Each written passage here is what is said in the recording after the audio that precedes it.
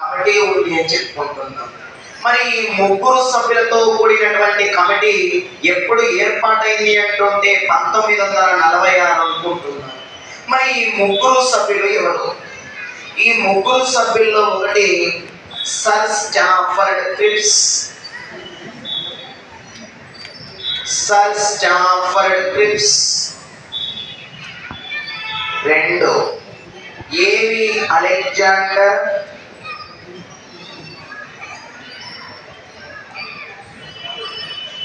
Sir Pethick Lawrence.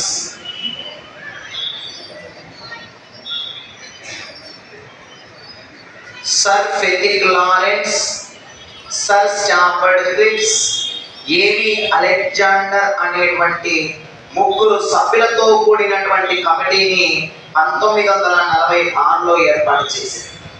ఈ 1946 December 13వ తేదీన 1946 December 13వ తేదీన జవహర్లాల్ నెహ్రూ ఒక ముఖ్యమైనటువంటి ప్రకటనను జారీ చేసినాడు.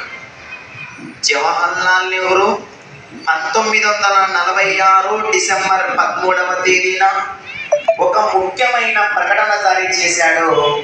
ఏ ప్రకటన జారీ చేశాడు సార్ అంటే లక్ష్యాల ఉద్దేశాల తీర్మానాన్ని ప్రవేశపెట్టాడు.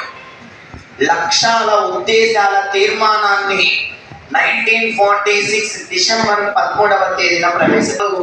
జూలై నెలలో రాజ్యాంగ సభ ఎన్నికలు జరిగాయి.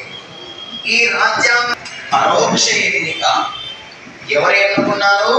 ప్రొవిన్షియల్ సభ్యులు. ఏ ఎన్నికల్లో? రాజ్యాంగ సభ. రాజ్యాంగ సభ ఎన్నికలు ఎప్పుడు జరిగినాయి? ఎంతమందిని ఎన్నుకున్నారు?